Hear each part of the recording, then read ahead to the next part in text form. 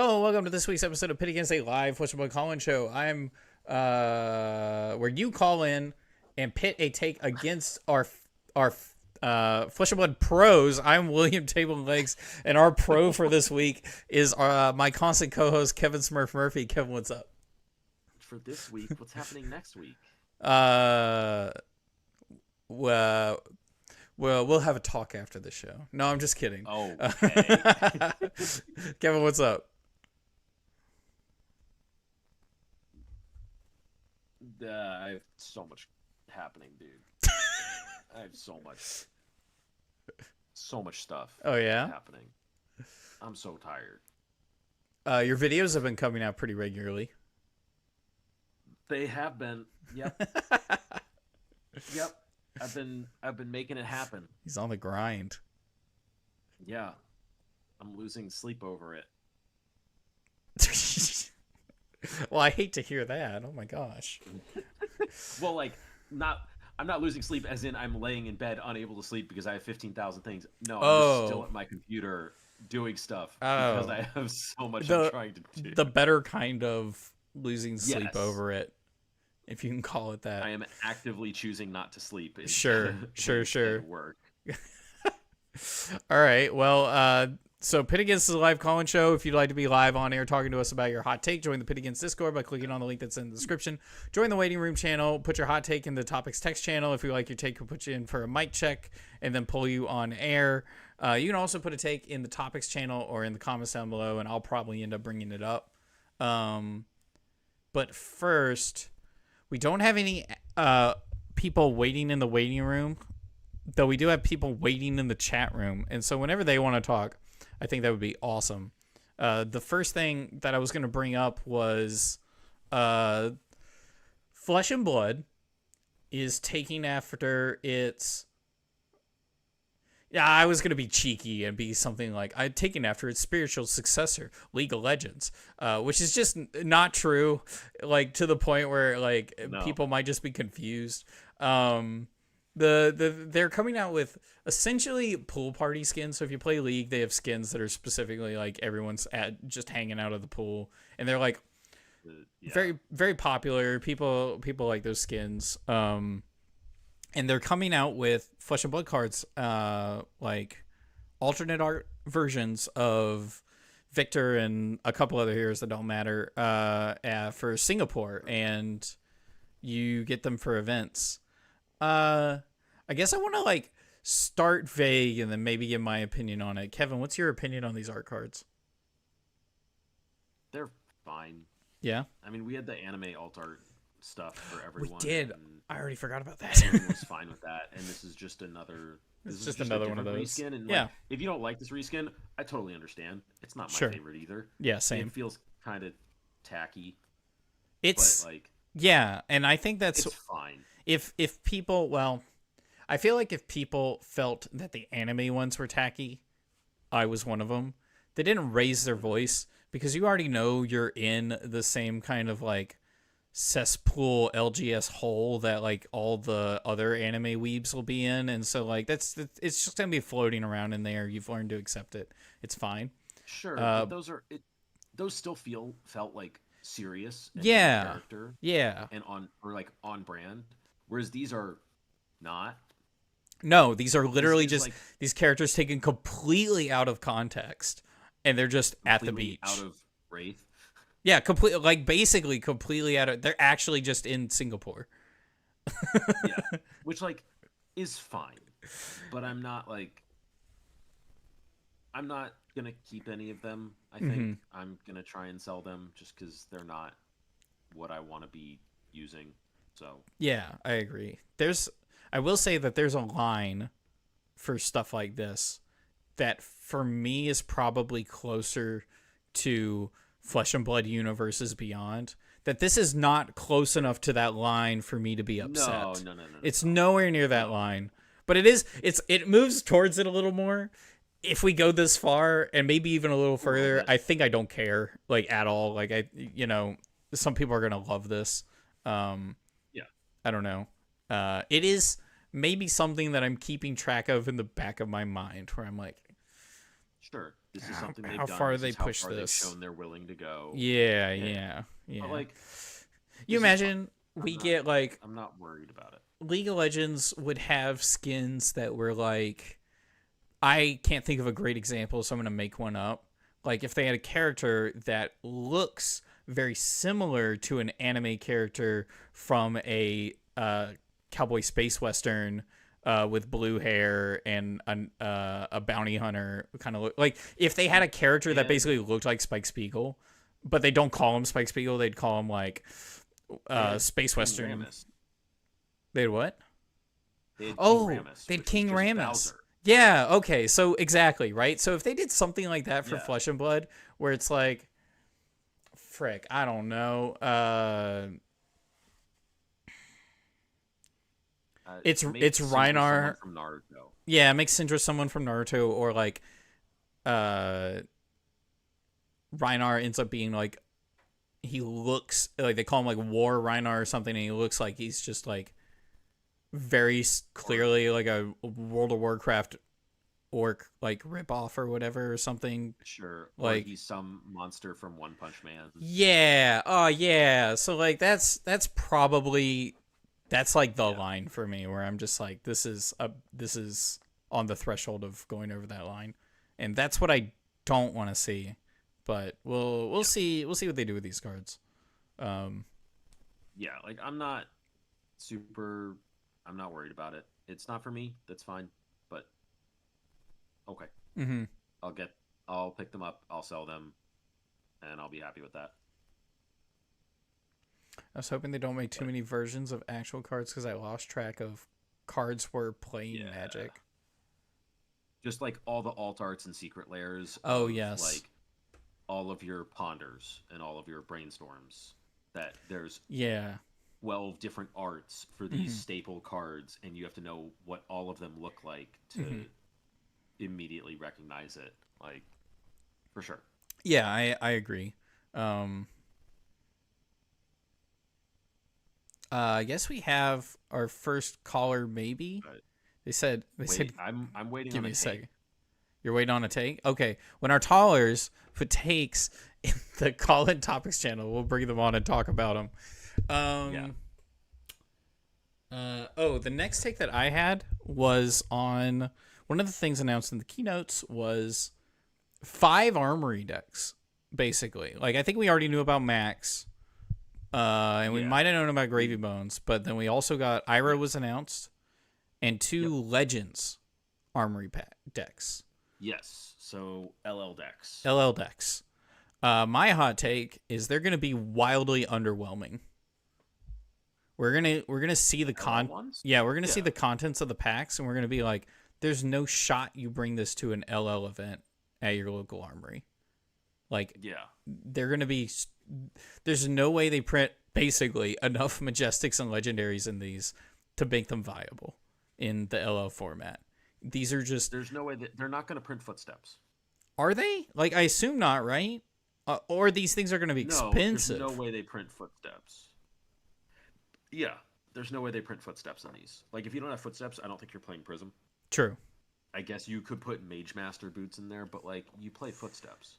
Maybe they have a Majestic Footsteps and it doesn't have the blocking condition on it or something. I thought there was only one new card in each of these. Is there really? That was my understanding. Oh.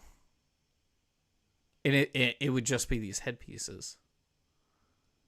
Because a lot of what makes LL so powerful is specific card interactions and synergies, but also hero abilities and equipment. And weapons. Yeah. Weapons, right? Luminaris, Chain's hero ability, Starvo's hero ability, things like Crown of Seeds, like...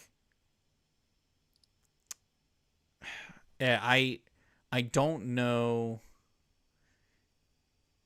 Yeah, for like this route, you just put snaps in the deck, and it's fine.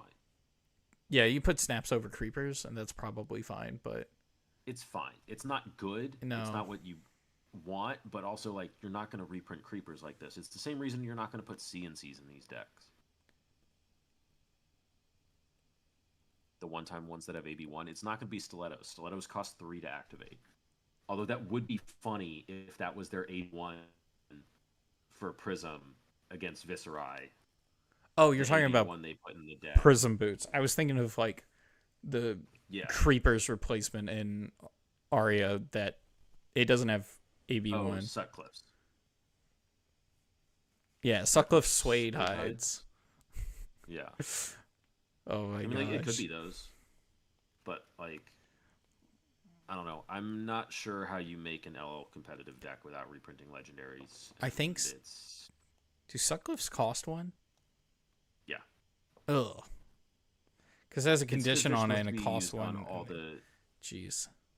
It's supposed to be, like, all the 2-cost attacks in Aria can get go again from it. Yeah, I feel like we're going to see these LL decks and be like, oh, they just wanted to print armory decks for CC for heroes that don't exist anymore, basically. And it's like, what are you doing? And at the same time, they wanted to release these cards without putting them in an expansion slot, because I think both would feel... I think the Prism one would feel fine in an expansion slot, but I think you're right that, like, there's no reason for them to print this headpiece for Runeblade unless they're going to make an Arknight themed armor set. Yeah, I heard that from somebody, and I already forgot who it was. Maybe it was the Runaways or something, but they were like, who was it then? Someone brought this up. Where I don't know. It might be an Arsenal Pass. Regardless, it was the concept was like, well, why would you print this card? And the only thing that made sense was if there was something like how the Arcanite cards compound on each other, maybe these compound on each other. Like there's a third one that says something like your Arcanite equipment get +1 defense or something, or that does whatever, something absurd that gets some effect from having it, because you need a reason to run this over Purgatory. Like, Purgatory is just absolutely nuts. You know, now that Syndra in chat has worded this exactly the way that they have, this actually makes me... So they were like, an Arknight themed armor set would be cool. It's making me like a Monster Hunter, where you get like the entirety of an armor set, and then you get buffs for having the whole armor set. But maybe not buffs, but like it would be pretty cool if you just have the entire drip. You're just like almost like what was the sets that they came out with in Dusk Till Dawn, where it's like the all shadow set and the radiant set, the darkness set. Yeah, that's dope. You're not gonna run them all, and you're just like, you're not gonna run all 4 Iron Rot or all 4 Iron Hide, but all 4 Null Rune. Or Leapfrog. Leapfrog, yeah. I think it would be cool if Majestic and Legendary Equipment also could kind of do that, because sometimes they feel like they're just very independent. You know what it feels like? It feels like you have all these different, like, the base starting armor sets at the beginning of the game, and you're like, okay, well, of course I'm going to run all Iron Rot because that's all I can afford with, 500 gold. And then the late game, you're min-maxing your armor, and so you're fashion hunting at that point. You're just wearing whatever, or you're not fashion hunting. You're wearing whatever you need to win the game. You're not wearing things that look good together. Sure.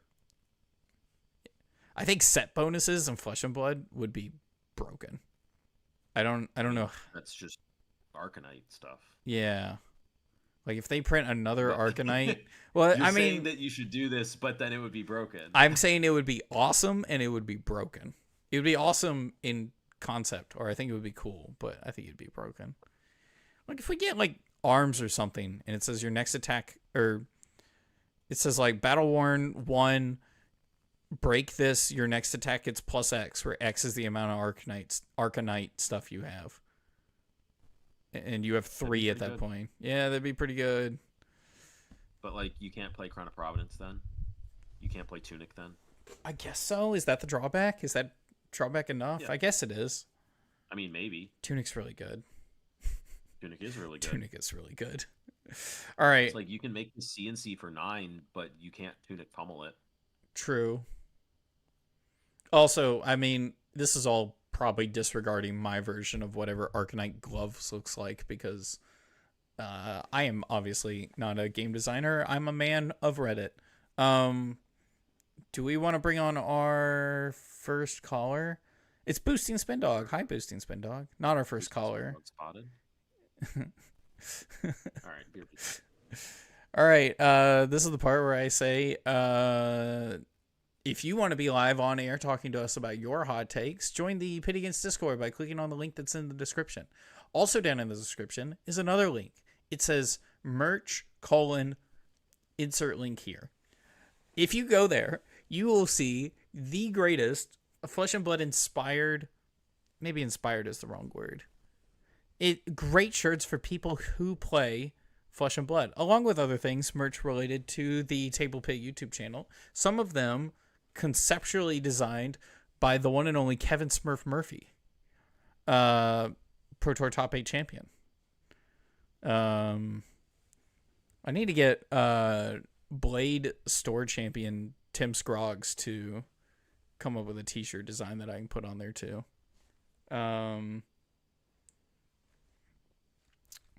But yeah, we're just waiting on Kevin with the caller. Arcanite gloves are grasp of the Arcanite. Well, not Arcanite gloves. Arcanite? Not like the Runeblade Arcanite. Like the generic equipment Arcanite. It's such a tongue twister. Boosting Spin Dog, how are you doing? How are things going for you? How is your pro quests going? Eternal Store Champ? Ooh, wait a second. I'm writing that down. Just a shirt specifically designed only for Tim Scroggs that says, like, I am my LGS's... I 3-0'd my LGS or something like that. Eternal Store Champion. You have another PQ? I'm going pretty well. I have another PQ tomorrow. Let's go. Oh, and they're back. And I need to fix my screen. Caller, what's your name and where are you calling from? I am Sindra, calling from Virginia. Oh, heck yeah. What would you like to talk about on the show today? So it was something that I had originally, or I was going to call in about. It was about that they should print supplemental sets at least sometimes. But in particular, I think they should do something to improve card accessibility. In a reprint way. Okay. Supplemental sets are just a possible way to do that, but maybe not the way. Sure. Kevin mentioned a few weeks ago that, like the Guardian Mastery set, for example, it gets a supplemental set, which it is, and that'll probably help with some Guardian stuff. But things like CNC, we've gotten a reprint of it recently, but because all of the sets are draftable sets, it couldn't be printed at like Majestic, for example, unless they wanted it to be in limited. I don't know why. I don't know if that's why it was printed at Legendary, but I don't think its price really moved, and it's like the main barrier to entry to the game right now. Like if you're looking at getting into the game and someone's like, yeah, you got to spend like 3 CNCs and a tunic. Yeah, like a lot of people are like, nah, I'll just not. It's not the only way you can get into Flesh and Blood, but there is a lot of classes or heroes that want or need those cards for some or all of their matchups, and it's pricey, so I can see that. Yeah, I know a lot of the current prices are from like the growth of the game kind of outpacing printing and stuff like that, which is fine. I know that can be solved in time. But it was, at least like Fab seems to have had a reputation forever of just being really expensive, and it can be difficult to get new people into it. At least that's the thing I hear all the time whenever I talk about it around people who don't play it. So Kevin shook his head no about that. I will say the sentence of Flesh and Blood has always had the perception of being expensive is true. Whether or not it is. From the outside, outside TCGs as a hobby, yeah, it's going to look expensive. Oh yeah, absolutely. From compared to other TCGs, it has not always been the most expensive. In fact, it was one of the cheaper ones for a while. Yeah, I think It is not currently one of the cheapest ones by any means.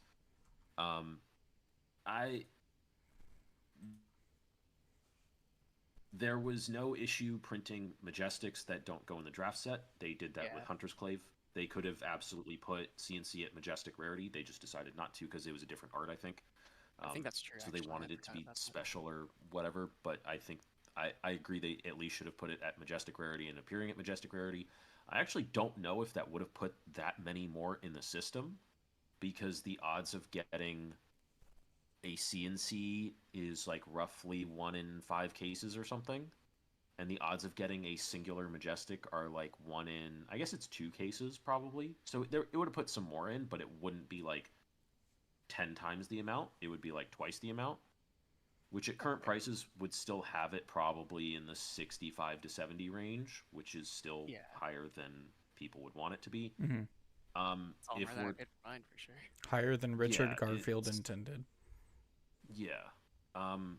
If we're talking about Shelter, it had to be printed at Majestic because it would be insane. Yeah. It is insane and limited. It's just gross in the limited format. It's just like, because I think what we're really talking about here is reprint policy, like how quickly they reprint stuff and price management stuff. And half of it is they need prices to at least, like, secondary prices need to be good enough that stores are willing to open product and people are willing to open product, and cards retain some value so that stores make money, so they keep buying product so that the game lives. And the game is not quite big enough for, like, this is like the weird, like it's the weird pendulum swing back of they overprinted Monarch and Tails into the ground, and it's like it's still $50 or less per box, and Everfest is still $50 less per box, and they didn't even release Everfest Unlimited. It's not out. True. They just didn't even release it because they printed too much of it. And this is the swing back that is also hitting at the same time as the game is growing. So, like, so it's compounding on top of it. Yeah. So it is a compounding issue. And like they need to find a way to reprint stuff better, and like they probably should have reprinted CNC at Majestic. I don't know that supplemental sets really fix this, and I think they're not trying to use supplemental sets for just reprints. That being said, they reprinted Crown of Providence in Dust Till Dawn in a supplemental set, and it did very well. The price of Crown of Providence dropped from like $250 to $70, which is about where I want a staple generic legendary to be. Yeah. That is fine. I think where my mind was when I first was gonna call in, because this was like a few weeks ago, and I just used the same Discord post. Sure. Was like, I think like changing how they reprint the supplemental sets could be a thing, because that was just how they used to do it. But I think the big thing is like when printing new generic cards that are powerful, or any cards really, but I think generics are the big one. Generic and multi-class, like ones that have more demand than a single class card or a single hero card in the case of specializations, are definitely going to be more expensive than another card in the same rarity because just more people need it. Sure. I don't know if there's any consideration for like accessibility in the design process. But I hope there is, or I would like there to be if there isn't. Because I mean, as someone who, until recently I just got employed, so my financial situation is better, but it was like, oh, okay, it was actually difficult for me to play the game for a long time. And I got lucky with Shelter from the Storm being a really small upgrade over Sink Below, so it like wasn't super essential. But if that weren't the case, it would be like, all right, well, like I can't play competitively until like things change a lot. Sure, Dutch but I mean, Flexers looked like they were gonna be that. They didn't end up being. Not a lot of heroes ended up using them. No. I'm playing heroes that do use them, and I am supplementing it for other cards. Yeah. And you can. Like, I don't think either of those generic staples that they printed, they're good and they're in high demand. I think they're not. They are very different. The difference between Shelter and Sink is much less than the difference between Weakest Link and CNC when Mistveil came out. Yeah. Definitely. Because Weakest Link did something fundamentally different from CNC in what it hit. And it did something fundamentally different from Erase Face in what it hit. True. Like, and then it also becomes a thing of like, well, if some cards have to have value for stores to want to open boxes and buy product and sell product, then some cards have to have value, and the question becomes, do they hit the mark on supply versus demand? And that's it. Like, because if Shelter balance to just because like we were kind of predicting, I was predicting Shelter when I saw it to be roughly about whatever the price Weakest Link was at the same. Whatever that price was, it was going to be roughly the same in the 40 to 60 range, which is like 60 on release weekend. Fine, that's just going to be a staple Majestic that people are going to want to have for competitive CC events that weekend, and it's probably going to drop to like 40, which is where Weakest Link dropped to, and is going to continue dropping as Mistveil heroes fall out of the meta. Like, some cards do have to have value. Then you're right that cards like Codex of Frailty that are used that are staples in multiple classes are going to have higher demand on them. Then generics are going to have even higher demand. But also, like, the dual class cards, the demand for all these cards is proportional to how many classes use them and how many people, not even classes, how many people use them. Yeah, that's it's like really. I was not really gonna... Yeah, I was gonna say that, like, some really powerful cards in Brute and Warrior are not feeling that, right? So it's like the amount of people matters more, because like this card, it could be something that like it fits. Like, I'm trying to think that I don't think there was dual class Majestics in heavy hitters, but if there was a Brute Warrior Majestic that I can't think of off the top of my head, like there were. Oh yeah, there was exactly one. Runner. Yeah, how much is a runner? Which was $5. It was like a $10 or $15 Majestic. Yeah, like throughout, through up until Mistveil, and then both of those classes fell out of meta. Yes, because Mistveil showed up, and then the price is now like probably $2. But even like let's say $15. $15 is not Codex prices. Like, no, Codex is its price because of playability, not because of. I mean, versatility matters. It does, because it just opens up more players, but like playability probably is the first consideration before how widely spread the card is played. 100%. Oh, absolutely. I just think that when both of those things happen with the same card. When it compounds on like specifically Codex or the generics, that's pretty brutal. I don't know if there's anything like that in Hunted. I know there are dual class cards there. I haven't really bought anything. The Ninja Assassin chess piece came to mind immediately. Vest is pretty expensive right now. Oath of Loyalty is still $10. Pain in the Backside is $10. Saber Bloodshed is $15. Pain in the Backside. I mean, $10, $15. Jeez. Those are all totally reasonable prices, I think, for Majestics. For like your very good Majestic, Saber Bloodshed is a kind of crazy card. Yes, but it's also like, it's not Codex levels of crazy. I picked them up pretty quickly with my fairly cheap trades. Like, I have a playset now, and all I did was show my trade binder to a few people. So what was I'm sorry, what was your suggestion for making? Is it just that they should, in whatever way LSS deems is appropriate, they should just have a better reprint policy for cards that are going to be in big demand, because they know that their player base is going up. I think it was James said something to the effect of like, every week we're breaking records on the number of people playing, and it's like, that's insane to think about. Don't quote me directly on that, but like, that it's just insane to think the game is still growing at a fairly steady rate. And so if the game's growing, people need game pieces, so they're gonna be fighting over them, basically, fighting over them in the form of prices will go up. I think something like another history pack might be nice. I don't know how much that changed prices because I started after it was printed. they come out with these special 5 or 10 card packs that only have super high valuable rare cards that people want, and they're $40 a piece. We could call them something like Flesh and Blood collector packs. Oh my god. No. If it really was nothing but like chocked full of Majestics, that might actually be interesting. But if it's just a bunch of foiled cards like in Magic, yuck. Yeah, I don't know. That's definitely something I've seen in Magic, where like even back when like with some of the earlier Masters sets, where it's like, yeah, we're reprinting this really expensive card, but it's in a premium set as a mythic rare where the boosters are $10.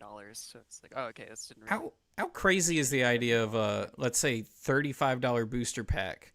It's 5 Majestics and 1 Legendary. If there's like a guaranteed Legendary, well, I don't know. Like imagine opening. Or maybe not 35, but whatever that price would end up being.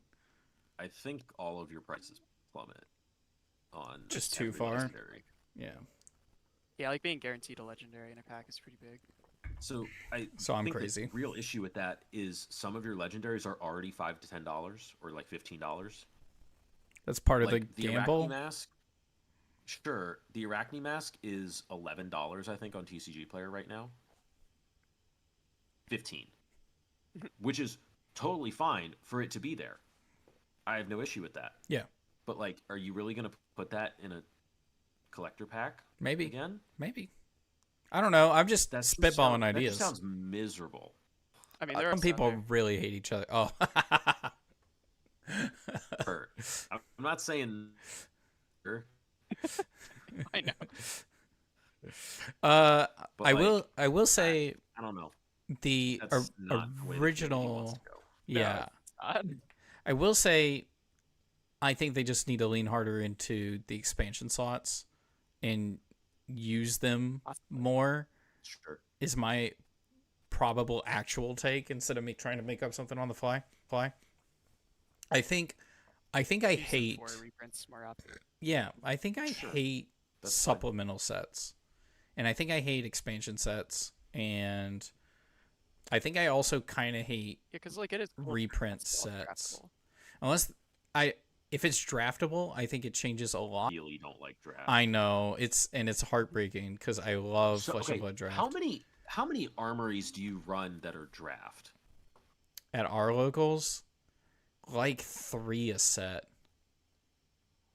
maybe less. If there was a draft firing every week, I would go. If we had 2 armories a week where one was a CC and one was draft, I would go to the draft one every week, and the CC one every once in a while is exactly what I would do. I would become a draft player. But gathering 8 people for a draft just actually ends up being harder than it seems. Yeah. Maybe Flesh and Blood grows bigger, but like it's not quite at Magic where, you got some dedicated weekly drafters. No. Outside of Canada. I think they need to. Yeah, outside of exactly Vancouver. Like Flesh and Blood. That's really popular there. America needs to stop giving me reasons to want to move to Vancouver because I might do it. I just might. Run like 3 draft armories a week. I love that. Jeez. It's kind of nuts. I love it. But no, without the draft portion, yeah. Go ahead. The supplemental sets weren't really doing what they needed to, and I think they've replaced them with armory decks and mastery packs and expansion slot. And I think that's a lot smoother because rather than like dumping all of Dynasty into the ecosystem at one time, they can actually pick what they want to go where in certain metas rather than have to dump they can be more precise 200 cards into the game and 5 of them are going to matter in that meta, which is what That's happened true. As a whole set, like most of them have to kind of suck. Yeah. Also, with sets kind of like Crucible or Everfest. Brew and Everfest were standouts, but then Dynasty and Dusk Till Dawn kind of fell flat. Yeah. And it's like, one, you don't always know if the sets are going to fall flat or not. And then also, two, like, they end up just being these huge shakeups to the meta. in a way that I'm gonna say, or not, but like Crucible was, and Everfest kind of was. Everfest absolutely was. Yeah, then both of them were. And in that sense, yeah, it's true. I always forget that. I'm thinking through the Majestics of Everfest, and I'm like, yeah, that one's good. That one's good. And I just forget. Was good. The blue auras were good. Yeah, Runeblade got some cards. Revel was there. That was pretty sick. Shrill of Skull. Oh yeah, Starvo. Oh yeah. And then Starvo. Yes. Oh my gosh. Young Icelander was there. And Guinness. Which. Yeah, she didn't have any other cards yet, so I don't know if she was played at all. But... She was only a Blitz hero.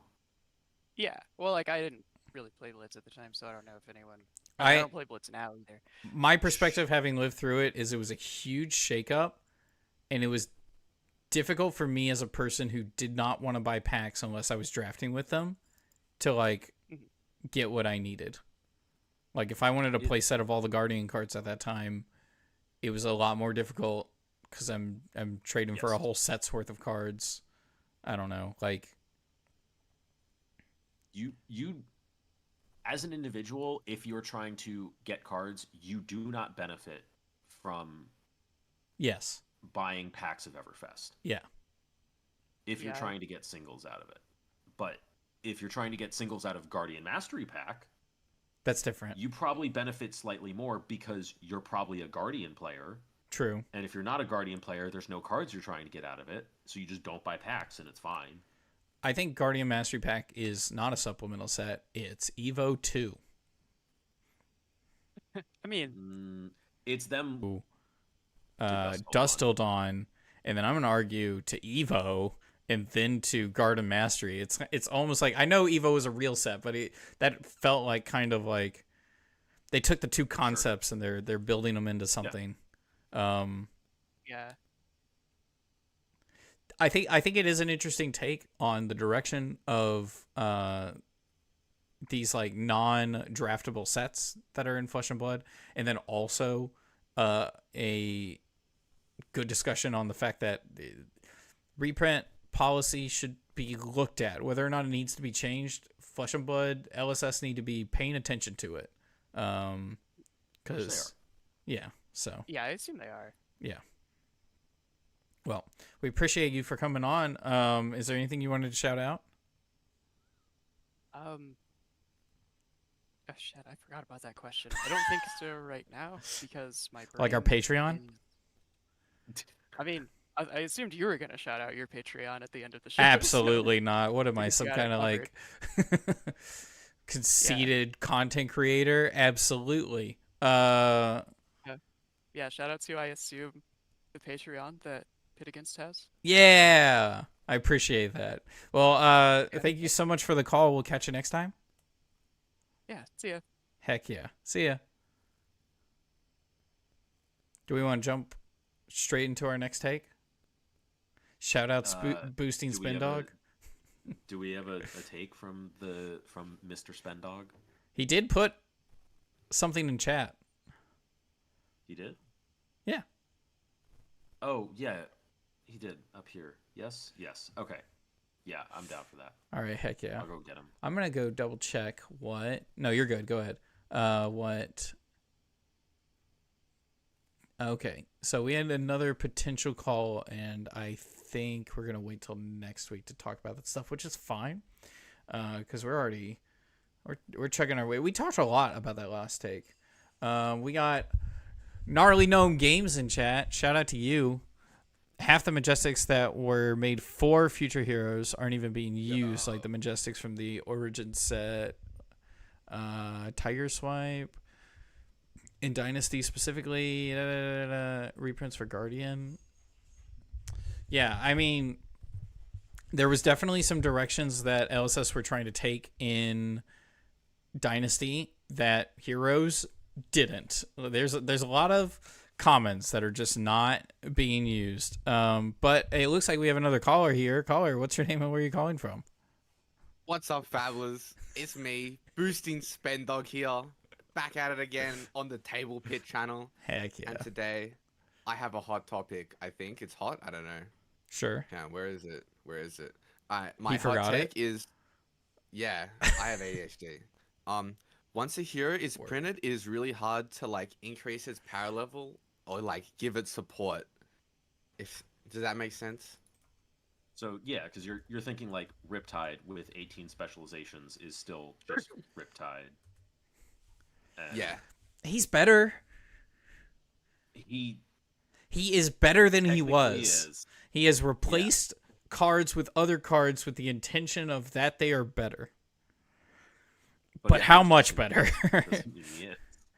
Do you want to elaborate on it a little more? Yeah, I'll elaborate on it. Elaborate on it. It's really interesting because, like, let me think. Like, Cull, right, was a really, really good addition because I think it did like something fundamentally just like super strong for the class, whereas like Levia or I don't know, Riptide getting a bunch of like legendary cards is just like a small power increase, like an extra few points every game, but it's not like a fundamentally huge power level. Like Olympia, absolute hot guard. I don't know how they're gonna fix that. They released some cool shit, but I don't know what they're gonna do. And I think a better thing to probably talk about is what are some of the things LSS could be doing to actually improve these heroes. Like, could they give Levia some more blue sixes or some like strictly above rate cards? I don't 100% know the answer to that. So I think it is generally pretty hard to move a hero. You have to do something kind of crazy to like fundamentally change the way a hero works. And there's I think two examples that immediately come to mind for me, and that is Bonds of Ancestry for Katsu was kind of nuts, but it was also Rainbow. You got 9 of them. And he has a tutor on his hero card. And he has a tutor on his hero ability, and he has a tutor on his headpiece. Yeah. So his he could run pouncing links with he can turn any card into that, or he can turn most cards in his deck into that. Yeah. He didn't just need 9 cards, like 3 Majestics. He needed 9 of a single card to really change the way that deck worked. The other counterexample I would give is Prism with her new weapon, with Redo Minaris instead of Numenaris, because Numenaris, the deck was terrible. It did not function. It fought itself consistently the entire time, no matter what.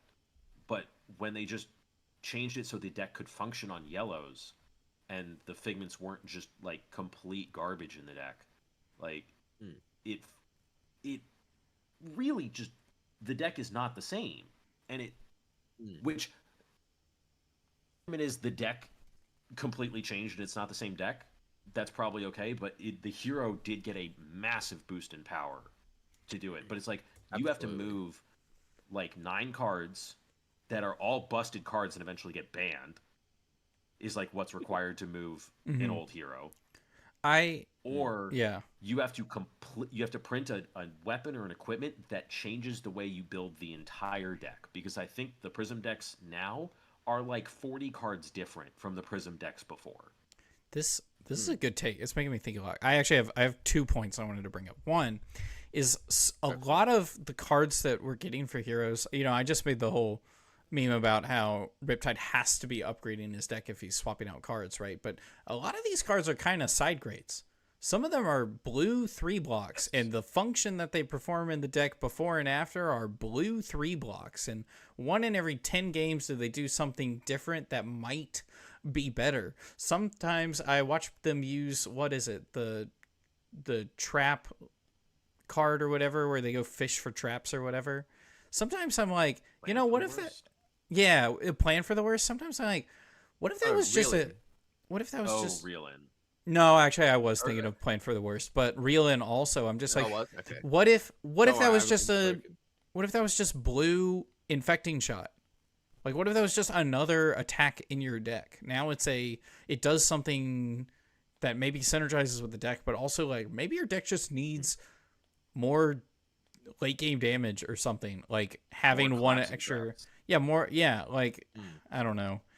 Some of them just feel more like side grades than upgrades. You have to I think you have to really, because you're never changing a hero power. No, you can't. Well, they don't want to ever do that. Once they have done that once, and it was because the game was screwed. That was not buffing a hero.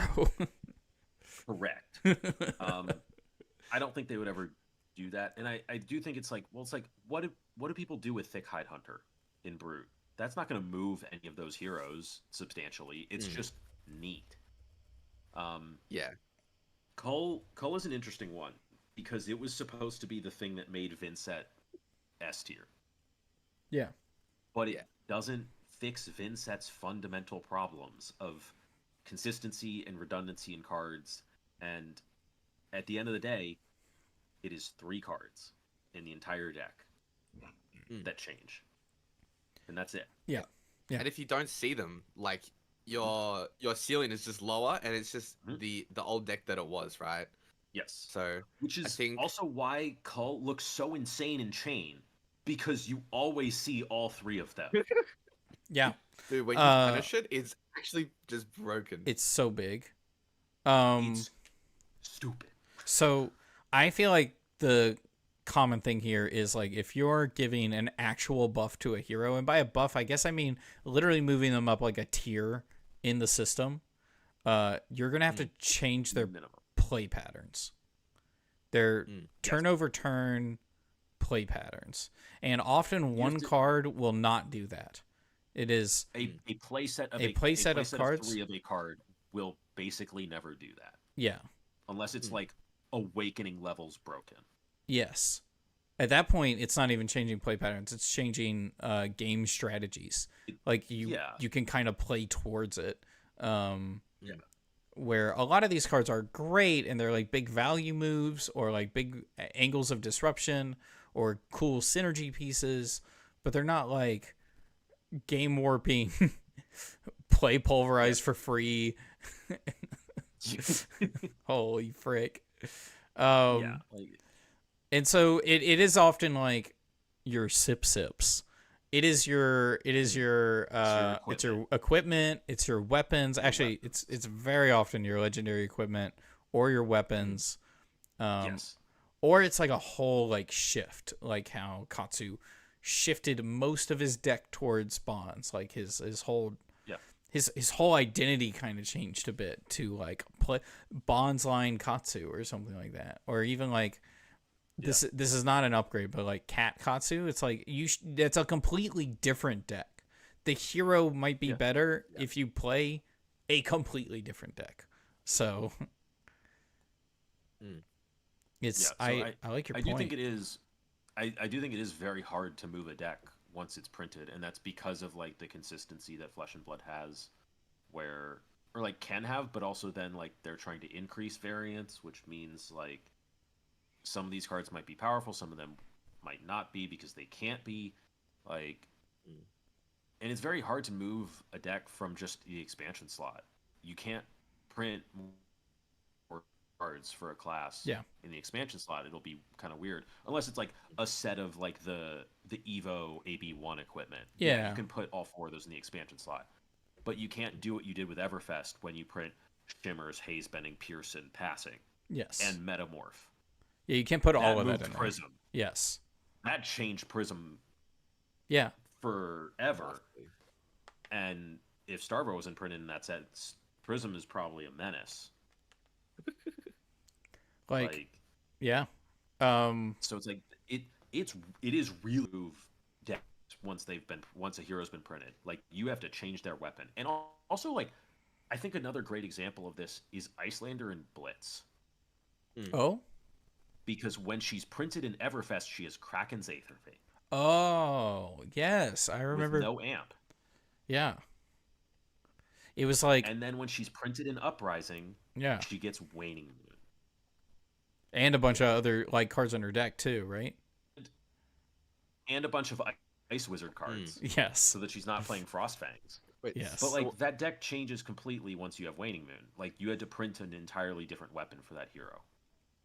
Maybe it's like you need an entire set release, like a whole new like variety of cards and commons, which are like the literal flesh and blood of the decks that make it what it is, right? to actually like increase the got hero's one. consistency or give it a new game plan. See how I did that? Yeah, I loved it.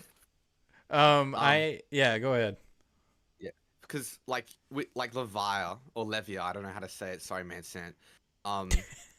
She got like Apex Bonebreaker and a Scowling Flesh Bag and Savage Sash, and all that is great. But like, you can't like control her variance with it. It's just bonus points. Whereas like, I think this set, Puffin being released, is a mechanologist hero.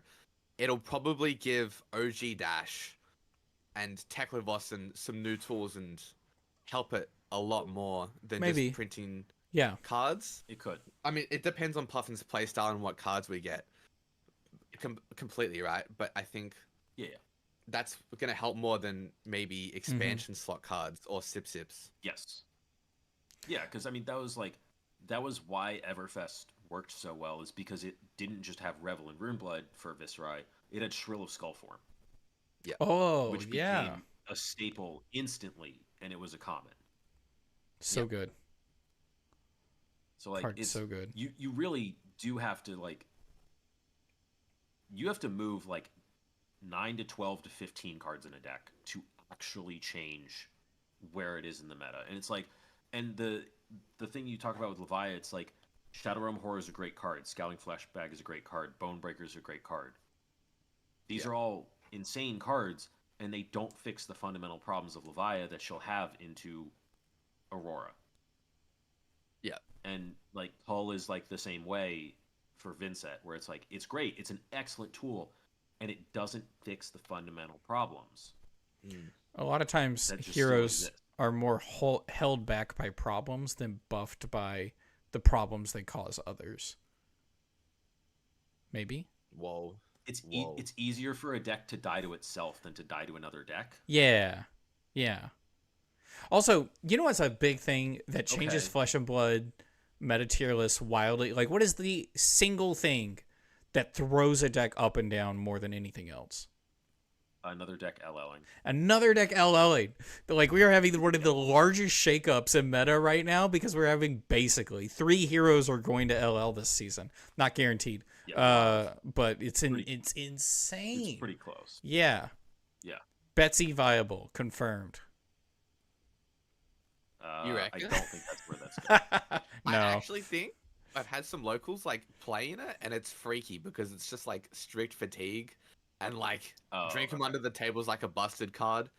And card's pretty good. I don't know. It's obviously not amazing, but it's only a 3 of. It is only a 3 of. It's only a 3 of, it's right? Only like, a 3 of. It's not if she could like run 16 of those, or whatever the multiple of 3, okay, not 18. If she could run 15, she could run 15 of those. Like the deck's different. If she had Rainbow of it, that deck is completely different. Oh yeah, you definitely run the yellows and then the blues. Oh yeah, absolutely. Yeah, deck's completely different. So like in that sense, like, you know, Betsy comes out with some like bomb Majestics over the next couple of sets in her expansion slot, and maybe she could be a real deck. But like right now, I think Bravo's doing basically what his hero ability is in some ways better too. So you trade off which specializations you want, really. Yeah, and I think Bravo has more specializations, and in some cases better specializations. He also gets to run Crown of Providence freely. Yes. Yeah. Crown's really because good. Betsy wants to run her hat. Which her hat's fine. It's a synergy piece. Her hat is very good for her thing, but it is a real cost to not be able to run Crown of Providence and Guardian. Like, So. But yeah. All right. My thoughts have been run out of brains. Hang on. My brain's run out of thoughts, and I think we've established the point that if we want to fix a hero, it needs... What does it need? A new set or something fundamental? It needs to move at least 9 cards, which will fundamentally change play patterns. I think a weapon. I think the focus of the deck needs to fully shift, or the decks or the problems that the deck has be fixed. And sometimes the problems of the deck is just heroes. and those heroes LL. You're never gonna fix Bolton because his whole thing is charge, and you can't just remove charge from the Light Warrior card. He's just gonna so need you like basically can't fix Bolton. He's just gonna need like even Don't if you say that to a Bolton player, bro. If he literally had a Blade Break 2 piece of equipment that said start of your action phase, charge the top card of your deck, he'd still be bad because he would just mill himself. Well,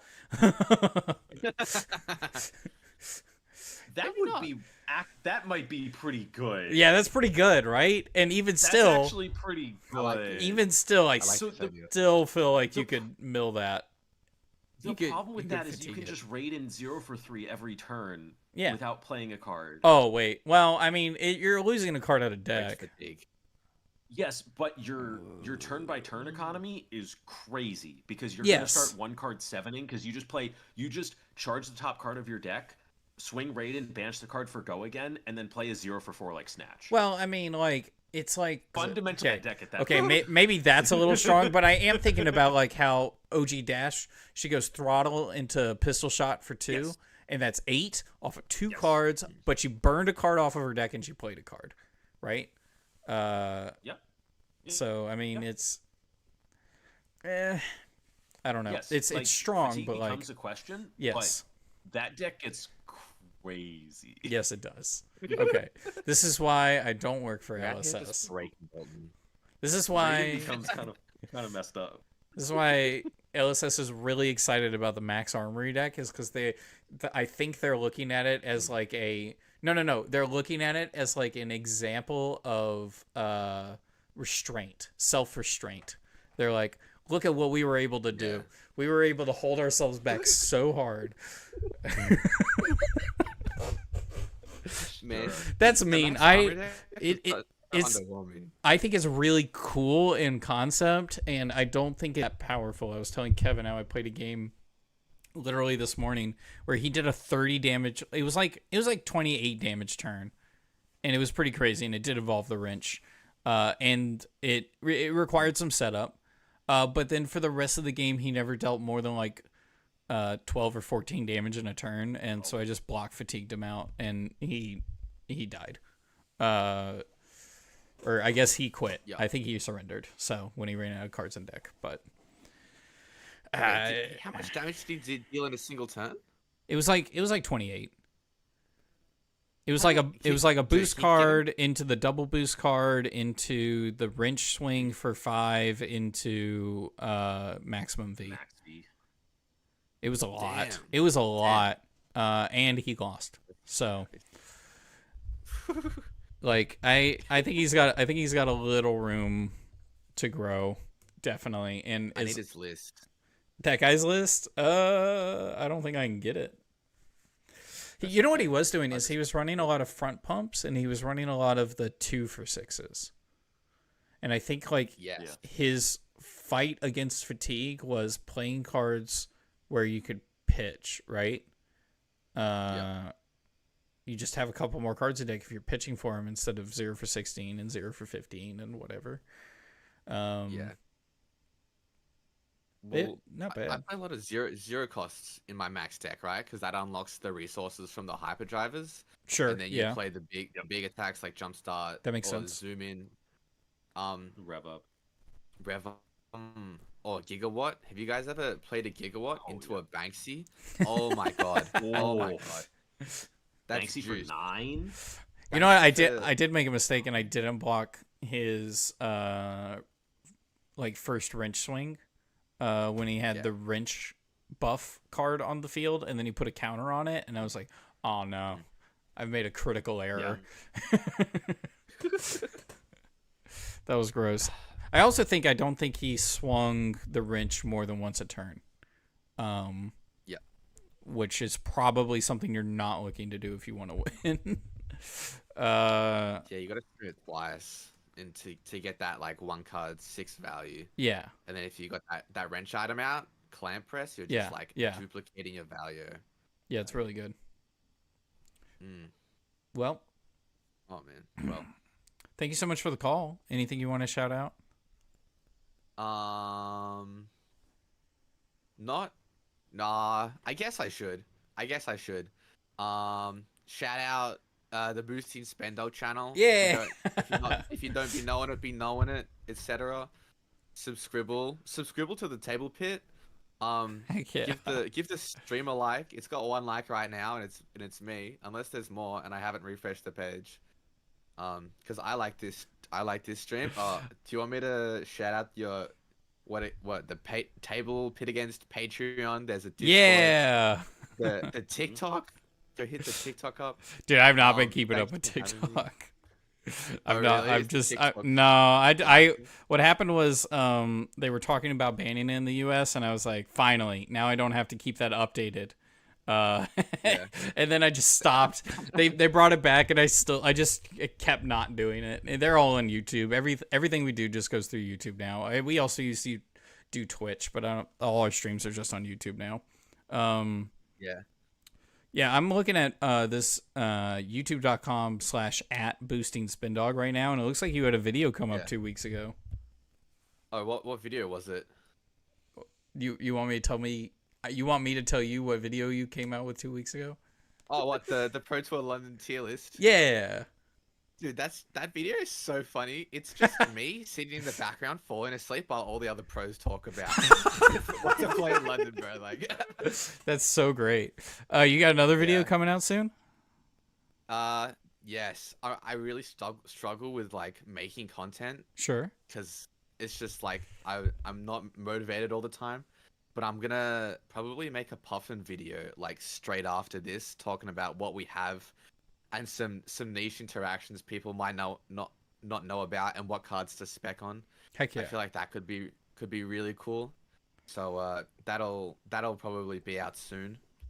Puffin 100% seems like a deck that I'm gonna underestimate, play a game against, and get absolutely bodied. And then have to spend an afternoon trying to figure out how her deck works instead of just trusting my opponent when they say things. Not that I'm getting sharked, but that like I'm just like chilling, doing my thing, and then I should be interacting with whatever they're doing. Go ahead. It's really interesting. 2 things. You should put the topic that we're talking about on the stream, so when people join, they know what we're like talking about. Second thing is I'll get in contact with our editor and like announce it. Yeah, get in contact with your editor. Who's your editor? Kevin, right? It's me. Oh no. Yeah. All right. Edit this. I edit my stuff. Oof. Alright, I'll leave now. I'll leave now and make some content. Thank you for calling in. We appreciate it. No worries, guys. Heck yeah. I'll see you next week. We'll see you next week then. See you. Bye. Bye. Peace. Heck yeah. I think that almost wraps it up. Is there anything else you wanted to talk about? Oh, frick. I need to write this down for myself because I was expecting another call that was more of a complaint, and I had an opinion on it that I'm just going to have to write down, talking about U.S. Nationals and set release date.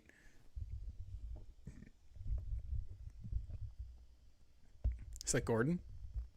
It's not on screen, but I can see what you're doing. It's not? No, you're slouching. Well, also Gordon's slouching. There's Gordon.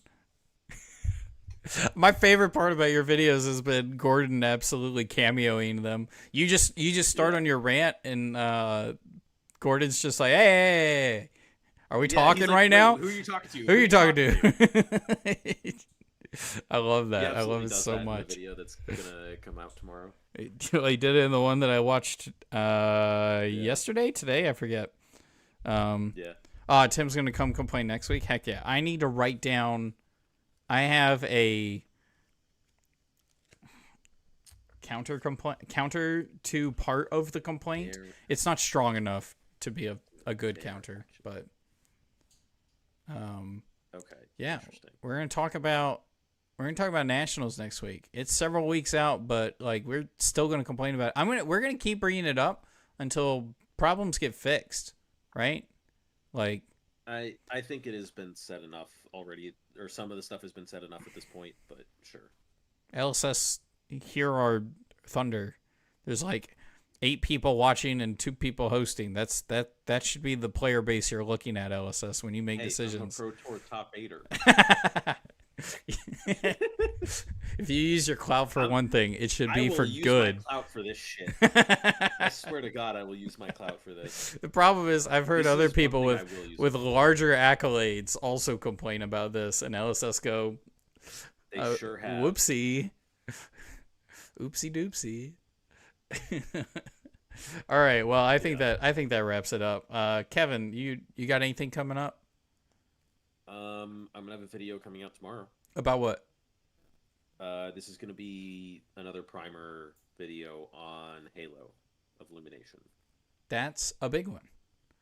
It's a pretty important one. That's as someone who doesn't play Prism, that's the one where I see people on Talishar activate Halo, and I'm like, I know that's not when you should be activating Halo. Like that is not it. Like on your turn, during your action phase, for just the sake of getting something out on the field is not the best use of that.